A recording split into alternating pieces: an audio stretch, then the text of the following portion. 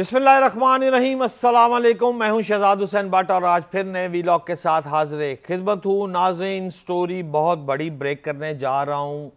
London में लगी है बाज़ाब्ता तौर पर अदालत और मुअज़्ज़ज़ ताहियात मुस्लिम लीग नून के कायद मोहम्मद नवाज शरीफ ने पाकिस्तान और इसमें मुकीम 22 करोड़ से ज़ायद अफराद की किस्मत का कर दिया है फैसला।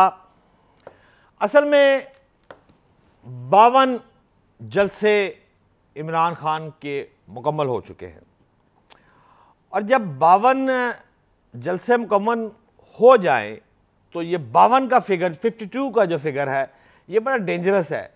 ये ताश के 52 पत्ते होते हैं और जब ताश के 52 पत्तों के साथ एक दफ़ा खेल लिया जाता है तो उसको फिर दोबारा वो कहते हैं फेंटा जाता है, मतलब कार्ड्स को शफल किया जाता है। जब तक कार्ड शफल नहीं होंगे तो ताश मुकम्मल नहीं होती, दोबारा खेलने के लिए तैयार नहीं होती।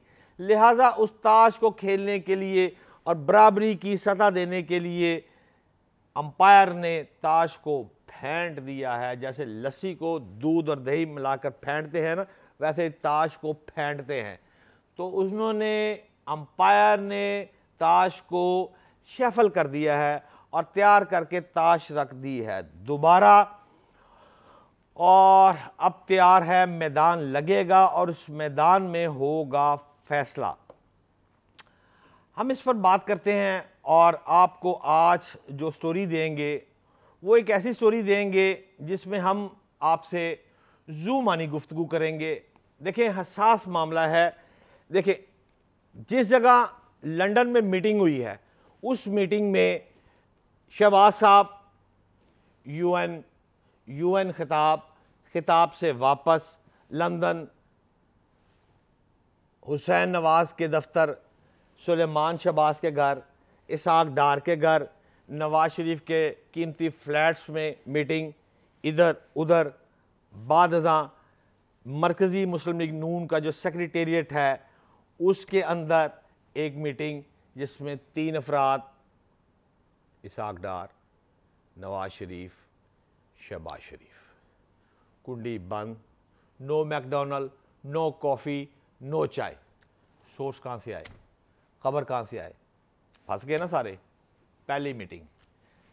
लिहाजा हम रिपोर्टर्स का, हमारा भी यही असूल है पाकिस्तान में भी, कि जब ऐसी सूरत हाल हो जाए तो फिर हम कंसेंसस करते हैं, तमाम रिपोर्टर बैठते हैं और अपने वजदान की जो खबर है उसको एनालिसिस करके चूहा रिपोर्ट लेकर उसको एक प्रेस रिलीज जारी कर देते हैं। लिहाजा लंदन से एक खबर आई, तमाम टीवी चैनल्स पे चली कि वो मंगल को आ रहा है इसहाक डार, वो बुध को आ रहा है, वो जुमेरात को आ रहा है, उसने ये करना है, उसने ये करना है। रिपोर्ट, हमारा यही काम है ना। बट हमने वीलॉग नहीं किया, हमारे पास खबर नहीं थी। हम आज आपके सामने आए हैं क्योंकि जब हुई सेकंड मुलाकात, आखिरी मुलाकात, जिसमें यह फैसला हुआ कि इसहाक डार साहब उसी तरह वापस जाएंगे बाइज्जत तौर पर जिस तरह वो वहां से आए थे, इज्जत के साथ। अब था प्राइम मिनिस्टर शाहिद खान अब्बासी, मुफ्त की टिकट थी, बड़ा त्यारा सी, प्राइम मिनिस्टर का त्यारा साहब बैठे, लंदन आ गए और जाती दफा क्या गए थे, मैं वापस आवांगा। फिर वो आया, आ रहा है। अब फिर प्राइम मिनिस्टर ऑफ पाकिस्तान, त्यारा वही जिसमें नो टिकट, शहबाज साहब के साथ बैठकर इसहाक डार साहब वतन वापस आ रहे हैं। आज लैंड करेंगे इस्लामाबाद में और प्राइम मिनिस्टर हाउस की वही गाड़ियां जो मैं आपको कहता था टू टू टू टू, उसी गाड़ियों में बैठकर वो जनाब प्रोटोकॉल्स के साथ, नो रेड लाइट्स, सीधा इस्लामाबाद जाएंगे, कॉफ़ी शॉफ़ी पिएंगे, मुछा शुछा ठीक करेंगे और उसके साथ वो अपना मुस्तकबिल का करेंगे फैसला। बहुत इज्जत और एहतराम के साथ शहबाज साहब लेके आए हैं इसहाक डार को। अच्छा, अब मैं आपको जो सेकंड इजलास हुआ है ना, उस सेकंड इजलास में भी ये सेम स्टाइल था, लेकिन उसमें 7 अफराद शरीक थे। बाद 7 अफराद को उनके प्यारों ने जब पूछा कि सर 2 मीटिंग्स हो चुकी हैं, अब तो शहबाज साहब भी रवाना हो गए हैं पाकिस्तान, इसहाक डार के साथ भी हो गए हैं, तो कुछ अजराह करम, नजर करम, और आने से पहले इसहाक डार जब एयरपोर्ट पर जा रहे थे उनको उनके प्यारों ने कहा, शहबाज साहब को उनके प्यारों ने कहा। तो थोड़ी बहुत जो चिट चैट है ना वो वहाँ से निकली है। वो चिट चैट क्या है, लेकिन हमारे चूँकि ज़राए ने हमें मना किया था कि ये बड़ा साफ मामला है, इसको कोड ना करी, मैं प्रॉब्लम में आ सकता हूँ, लिहाजा हम किसी का नाम नहीं लेंगे आज के वीलॉग में। लेकिन आज के वीलॉग को आप नॉर्मल करके सुने, अगर आप फास्ट करके सुनेंगे या गाड़ी में सुनेंगे तो आप उसको अंडरस्टैंड नहीं कर सकेंगे। मैं आपसे जितनी भी गुफ्तगू करूंगा वो जूम वाली गुफ्तगू करूंगा और इशारों में आपको समझाने की कोशिश करूंगा कि उस सेकंड फाइनल राउंड में, फाइनल मीटिंग में असल में कंसेंसस हुआ क्या इन 7 अफराद का, और इससे पाकिस्तान की सियासत पर और पाकिस्तान पर क्या इम्पैक्ट पड़ने जा रहा है। लिहाजा नाजरीन, शहबाज शरीफ और इसहाक डार का त्यारा हो गया बुलंद, पाकिस्तान की तरफ मूव हो गया। आज रात को वो पाकिस्तान पहुंच चुके होंगे, लिहाजा और कल से ही अपना वो काम जो है वो शुरू करेंगे। हम आपको बताते हैं नाजरीन कि कहानी हुई क्या है।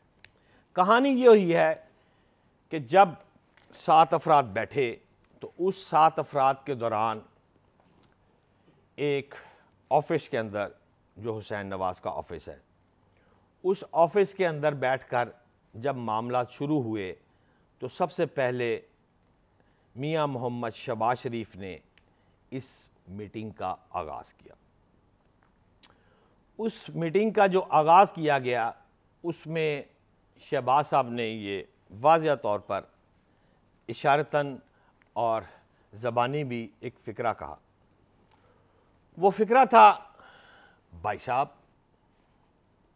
अब वो इतनी इज़्ज़त करते हैं मेरी इत्तला के मुताबिक कि ज़िंदगी में कभी उन्होंने मोअज़्ज़ज़ अदालत का नाम अपनी ज़बान पे नहीं लाई, उनका नाम नहीं लेते, और उनको सिर्फ भाई जान भी नहीं कहेंगे, साहब, भाई साहब।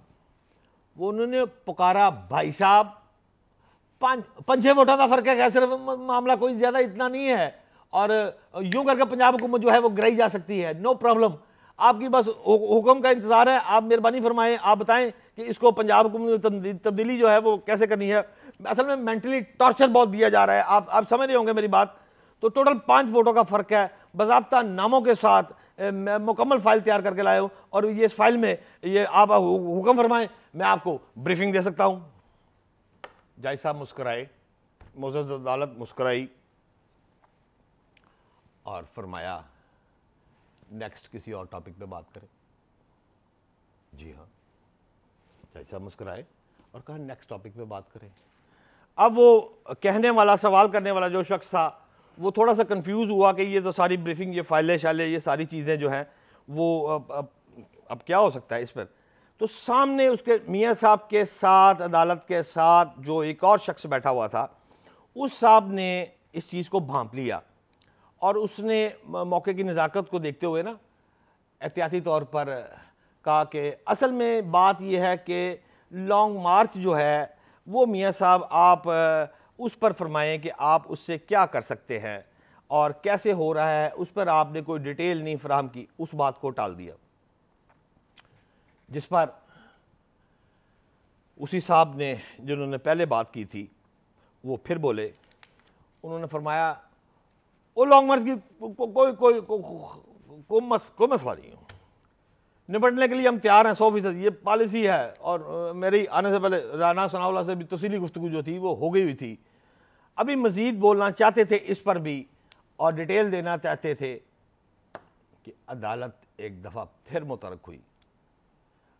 इसकी बार अदालत कहती है कोई होर गल करो, है? अब की बार अदालत कहती है कोई होर गल करो, मुल्की मामला, 52 जलसे, मुल्क परेशान, लॉन्ग मार्च की काल, साफ़ी पिट पिट मर गए ने इस जलसे में, इस जलसे में।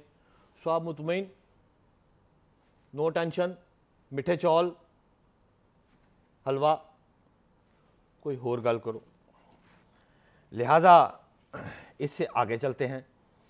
इस पर एक शख्स जो और भी वहाँ मौजूद था, उसने कहा कि मियाँ साहब आप कब तशरीफ़ ला रहे हैं पाकिस्तान आने का, क्या प्रोग्राम बना रहे हैं आप? लोग बड़ा इंतज़ार कर रहे हैं कि आप आएँ।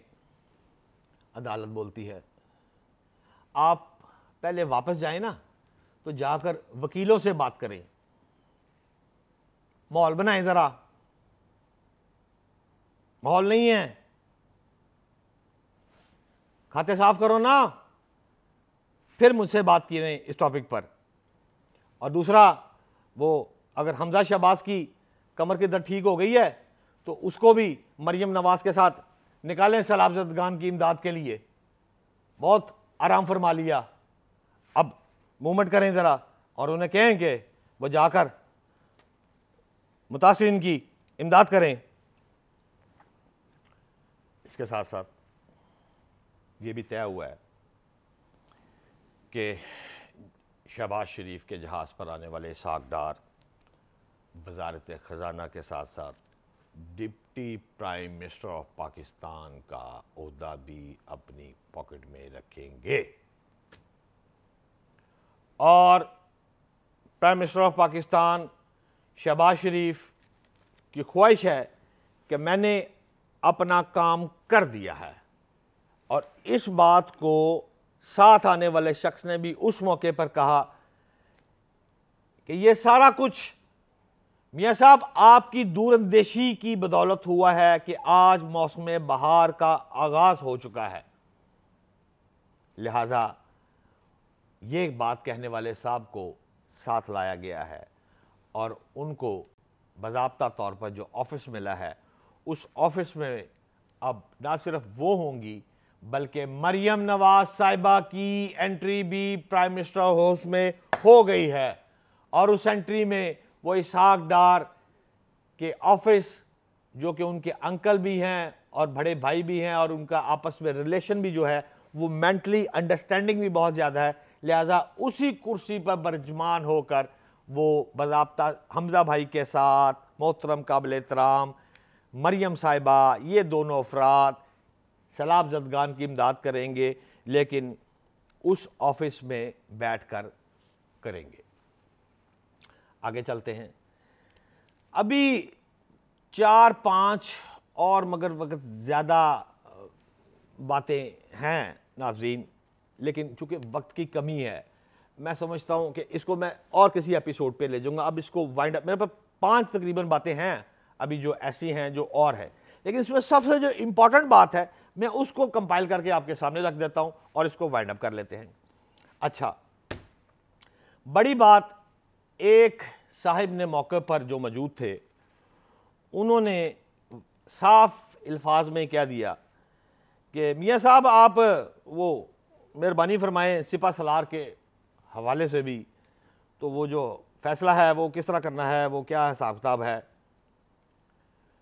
मियाँ साहब ने वाज़िया तौर पर अल्फाज में कहा कि मैं समझता हूँ कि 100% ईमानदार शख्स फ़र्शनास सिपा सलार होना चाहिए, और ये मियाँ साहब आपका फरीज़ा है कि आप एज सुन एज पॉसिबल वतन जाकर इस काम को जल्द से जल्द निपटा दे। ताहम अगर आप मेरी राय लेना चाहते हैं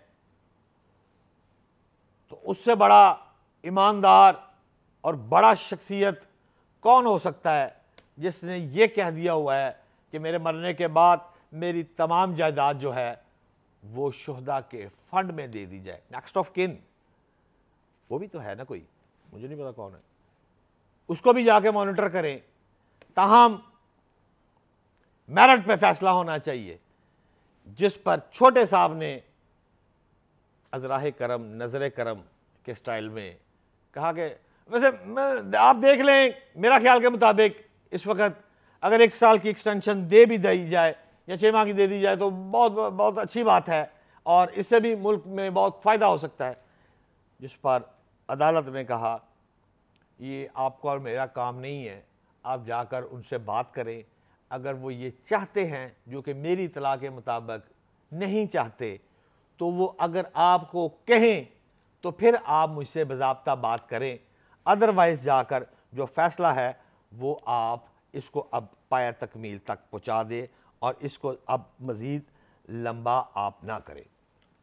नाज़रीन, आज के व्लॉग में ना तो मैंने कोई तबसरा किया है और ना कोई तज़िया पेश कर रहा हूँ, मेरा कोई कमेंट नहीं है।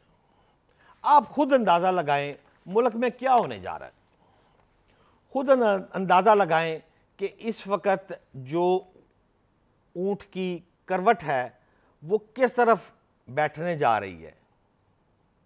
हिसाब लगा लेना, आप खुद सोच लें कि इन गुफ्तगू के बाद मामला जो हैं बहुत क्लियर है। समझ इतनी ही आ रही है कि फ़ग़ां के मुझ गरीब को हयात का ये हुक्म है, समझ हर एक राज को मगर फ़रेब खाए जा। आज के व्लॉग के लिए इतना ही, अगले व्लॉग में फिर मिलेंगे। पाकिस्तान जिंदाबाद।